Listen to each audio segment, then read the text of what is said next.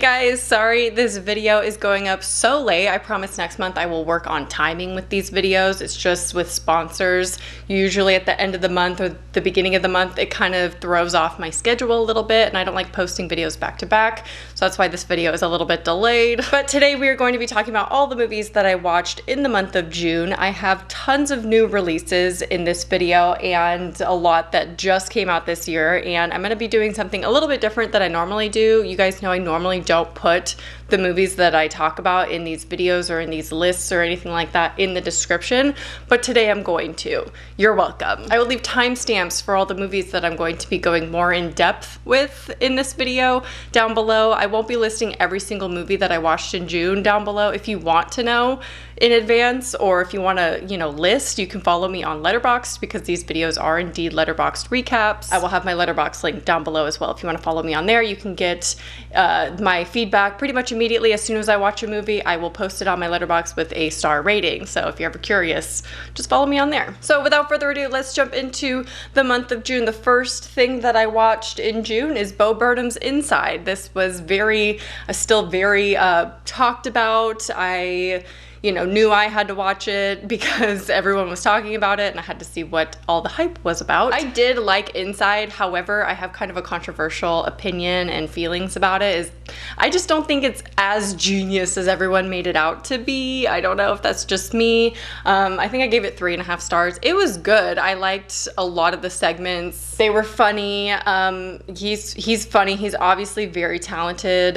So yeah, it was very entertaining, but it wasn't like, I don't know, how everyone else is talking about it. Like, it's such good commentary and a huge work of art. I don't know. That's just not my opinion. Sorry. Next, I watched the Flintstones live action movie. This movie is one of my favorites from my childhood with John Goodman. One of the best childhood movies, hands down, and I saw it was on HBO Max and I knew I had to watch it, and my partner had never seen it before, so I made him watch it. It's great.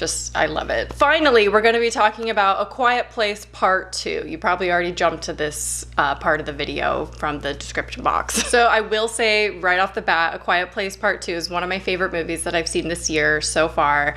It was incredible. I loved the concept for this movie. I thought it was really unique and I was worried that it wouldn't be, and the only trailer I had really seen for it is the beginning of the whole epidemic, I don't know, the alien invasion of when the mom is like driving the car and the bus is coming. That's really the only thing that I saw about it. So I was kind of confused, like, is it a prequel? Well, it's a prequel and a sequel in one, and I really enjoyed that. I loved seeing this backstory of how the aliens got here.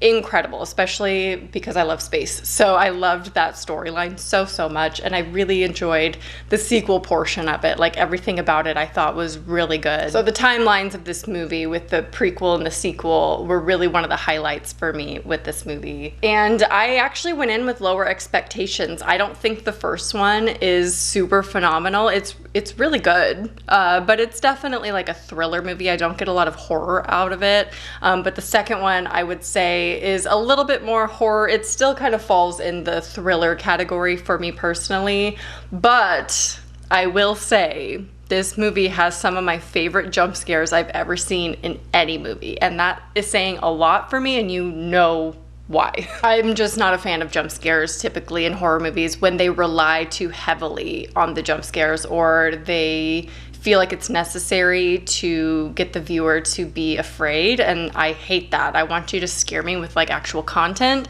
not loud music. However, A Quiet Place Part 2 I think is a perfect example of how to properly use jump scares, because in this world where you have to be quiet and silent, naturally you would jump a lot. You would be very jumpy, and I feel like they set up that atmosphere so well with the jump scares so the viewer feels like they're in that world. I do think they overdo it a little bit here and there, but I am just very picky with jump scares, so take that with a grain of salt. I think it's overdone, but some of them genuinely got me and really felt appropriate for some of the horror elements that were going on at the time. So yeah, I loved A Quiet Place Part 2. I actually enjoy it more than the first one because I just feel like there's more going on, and I like the story a little bit more than the first one. There's just, yeah, more going on. So I loved it.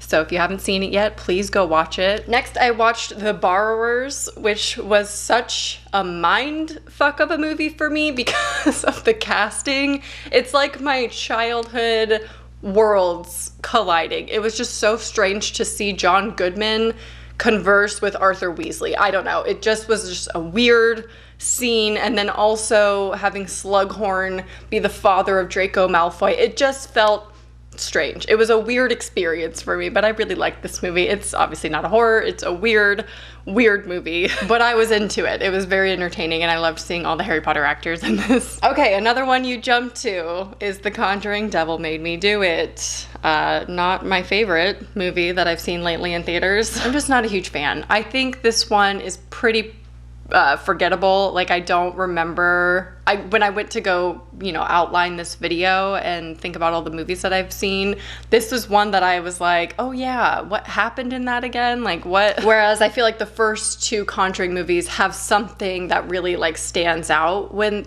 like, within them that I remember, and the first two Conjuring movies were so good, and I kind of had a feeling that the third would not be as good, but I still went in with expectations because the first two are really decent. The other movies in the franchise are a little questionable, but typically I really like the first two Conjuring movies. So I had a little bit of high hopes for this one, and you know, like I said, I sat down to plan out this video and absolutely nothing came to me. I have no thoughts about this movie, and that's really strange. Like, I don't feel any strong feelings at all, like not even hatred. Like, I don't even have anything that I disliked, but there's really nothing that I really liked. So I feel very ambivalent about this movie, and I feel like that's such a bad place to be in when you watch a movie. That's almost more of a waste of time than when you hate a movie, because at least when you hate something, it's like something's going on in your emotions, but I just don't feel one way or another about Devil Made Me Do It. I think I'm just bored overall with this universe at this point. I think that the universe is a little bit overdone at this point, so maybe that's part of my issue with Devil Made Me Do It. What I did kind of like in this movie that they did a little bit differently was the beginning. I liked the beginning of this movie. I also liked the court aspect and how the Warrens have to prove in a court of law that the person is possessed or whatever, and they didn't show too much of it, but I do feel like that is accurate to something that the Warrens actually did in real life. James Wan stepped down to a producer instead of director for this one, and I feel like it really shows because Michael Chavez took over as director, who did The Curse of La Llorona. So I feel like I liked that movie, but I feel like it kind of shows that he did this one and not really in a good way. And I'm a little bit annoyed because James Wan teased us a little bit back in the day when he said that the sequel could include lycanthropy. Maybe we can go and do it like a classic American Werewolf in London style. He said that and then gave us Devil Made Me Do It because he didn't want to direct it. He had other obligations, I guess, so he could only produce it. And he said that and then just went off to do not that. So that's why I was a little bit disappointed, because I thought if you watch Annabelle Comes Home, there's the lycanthrope in that, and I thought that is going to be what Devil Made Me Do It is about, or the third Conjuring. It wasn't called Devil Made Me Do It at the time. I don't know, I just feel like in general this movie was overall disappointing, but just like fine. It was just like okay, you know. It's rated pretty much in the middle critically as well, so again, it's just kind of a sad place to be for a horror movie, is to be in the middle where everyone's kind of ambivalent about it and don't really know how to feel. And there's so much to do with the Warren universe too, and I wouldn't honestly even mind seeing an Amityville remake or something. I think they're kind of leaning towards that, and it's only a matter of time before James Wan gives us an Amityville horror remake. I can feel it in my bones that it's coming at some point in the next 10 years. Like, I just feel it, and I wouldn't even be mad at it, really. I know it's so overdone. There's like 30 movies in that whole universe, but still, it'd be interesting to see his take on it. I don't know. Is that weird that I'm like, I don't really like this one, even though it was a unique story and something we really haven't heard of before, and I want them to do Amityville? I don't know. Next up, I watched Hills Have Eyes 2. Disturbing, but again, my partner had never seen it, and I was just making him watch movies that he's never seen. Same with him and his picks. The Borrowers were his pick, or was his pick. Anyway, the next one that I watched is Hitchhiker's Guide to the Galaxy. I had never seen this before. I've never seen it. And I know that's so strange because it's such a famous movie, and I was so surprised by it. Like, I liked it so much. I love this movie. But Alan Rickman as the robot in it, amazing, incredible, like, just amazing. Next I watched Harry Potter, Order of the Phoenix. Okay, so then I watched The Amusement Park, which this one is exclusive to Shudder, so if you haven't watched it yet on there, please do. It's only an hour long. And this is done by George A. Romero, and it isn't necessarily a horror movie in the traditional sense, but it is definitely unsettling and eerie, and I'm really glad it was rediscovered and released. It will leave you feeling quite sad and miserable for a long time. Like, it still kind of is heavy with me and stuck with me, but it is almost life-changing, and I feel like a lot of people need to watch this. It basically follows an elderly man throughout an amusement park, which he believes to be a normal day at an amusement park, and it just turns into a nightmare for him, and everything within it is kind of symbolic of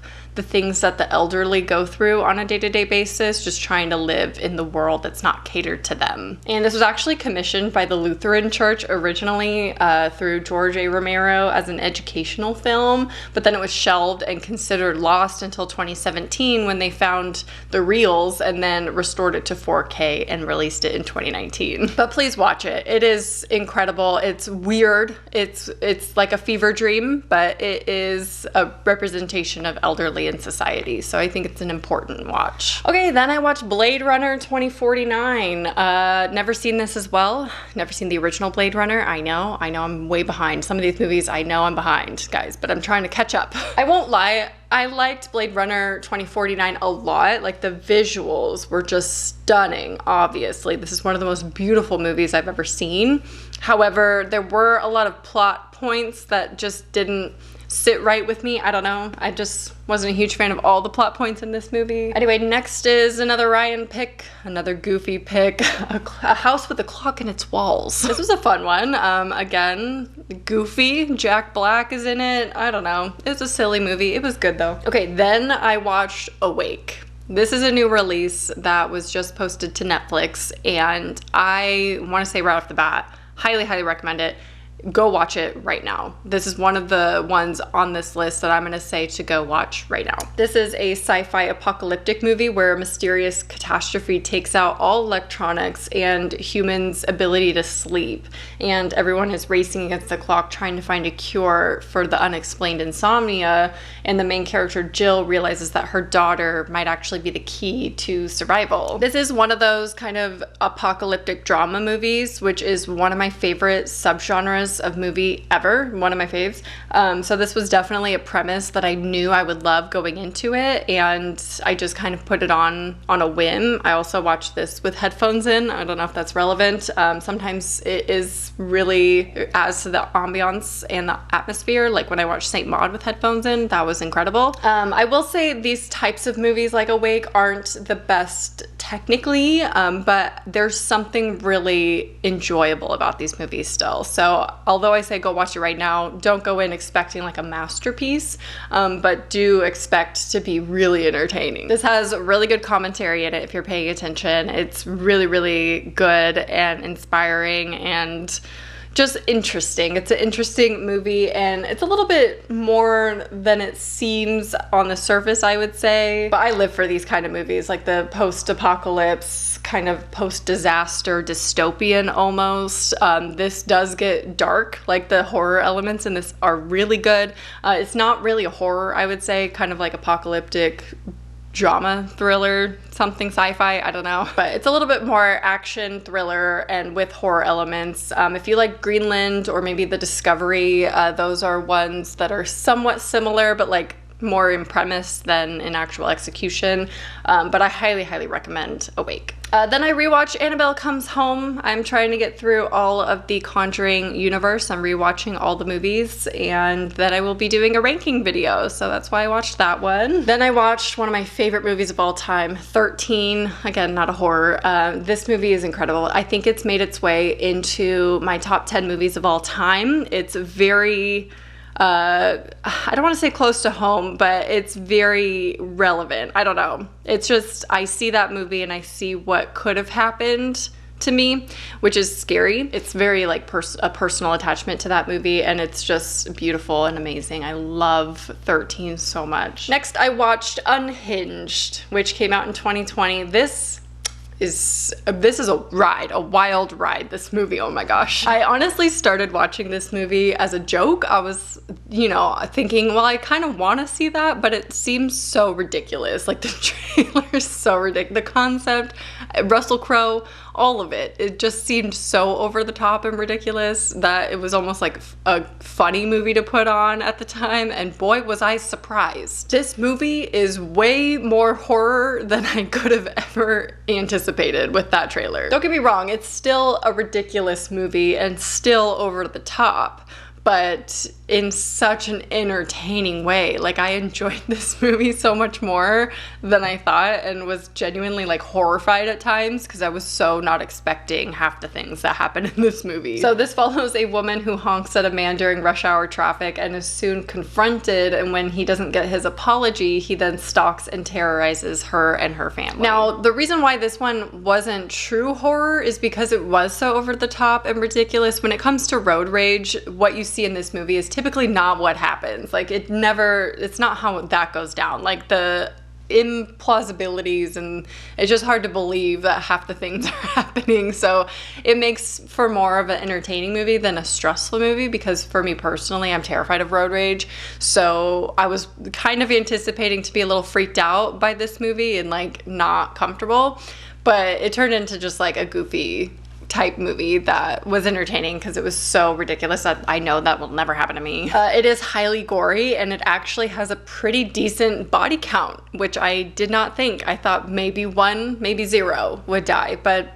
pretty high body count, so I was surprised. Also, it has one of the worst endings I've ever seen in my whole life. That ending is so bad. It's so cheesy and unrealistic. I guess it fits in with the story of being unrealistic and everything, but oh man, it's so bad, like so cheesy. It did honestly ruin it a little bit for me because I was really having a good time up until that ending. It was just bad. But if you want a really fun, entertaining movie to put on with you or friends or significant other or whatever, this is a really good one, because you will be laughing, you'll be shocked. It's just highly entertaining. All right, then I watched Final Destination 5 because I was doing my ranking video. If you have not seen that yet, I will link it up here. Go check it out. And then I watched the new A24 movie of False Positive. This is streaming right now on Hulu and follows a couple who are struggling to get pregnant when the husband has a connection to a famous fertility doctor.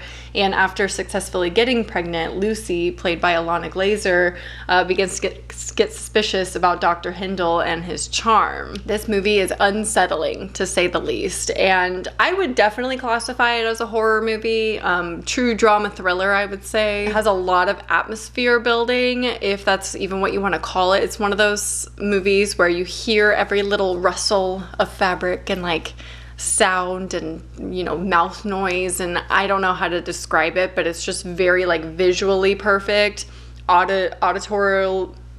audibly perfect. Everything's just like loud and crisp, you know, like one of those kind of movies. And like every visual is very thought out and perfect. Every hair is in place, even when she's looking a mess, it's like perfect, you know what I mean? I'm sure if you've ever been pregnant, you would enjoy the movie and the commentary it actually has about pregnant women in society.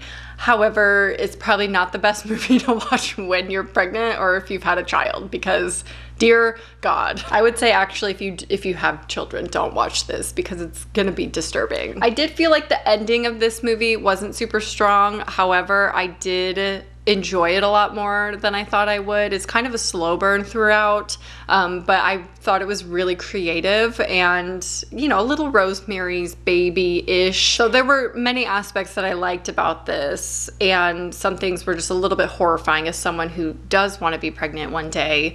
Little scary, not gonna lie. I'm sure it's even worse if you are pregnant or have been pregnant, because man. Then I watched The Florida Project, which is another A24 movie, although this one a tad more normal. I would say very normal. It's like a slice of life type movie where there's real no plot or like story arc necessarily. It's just a look into a family that lives close to Disneyland, and it's just so entertaining. I loved this movie. I thought it was so nearly perfect. It was just like a beautiful movie, and the child actors were incredible, like so well cast. The mom is so well cast, and it has Willem Dafoe in it, which I thought was great. There's just nothing to dislike about this movie, I think. Finally, the last movie that I watched in June is Censor, which is also a new release from this year. This is probably my favorite movie, favorite true horror movie that I watched in the month of June, hands down. So this British movie takes place in the 80s and follows a film censor who links a disturbing horror movie to her sister's disappearance. This movie is really fun if you're familiar with the video nasties or the banned movies in the UK, especially in the 80s and whatnot. And this movie took me by such surprise. Normally I would predict something like that, you know, what happens in this movie, but it was so good. Like, incredible. I was very taken aback by some of the things happening in the movie that made me think it was not going to be good at all. I would say the less you know about this movie, the better. So try to go in without looking up any trailers or anything like that. Don't watch anything. Just go in without information besides what I'm telling you here. I feel like that's safe.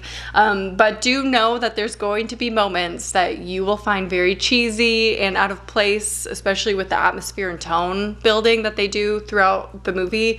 Sometimes the things are a little bit off, and you'll like question it, but just trust and just push through, because the end scene of this movie is hands down one of the most chilling, haunting things that I've ever seen, and it's so cool. Like, I was obsessed with the visuals. Oh my god, like I loved the ending of this so much, and it made the whole movie worth it. So good. So if you're gonna, again, watch any movie on this list, watch Censor, please. Okay, so there we have it. There's all the movies that I watched in the month of June. If you have any requests for me to watch this month in July, please leave a comment down below, and also let me know what your favorite thing that you watched in June was. TV show, movie, whatever, documentary, whatever. Leave a comment down below. I hope you enjoyed, and I'll talk to you soon.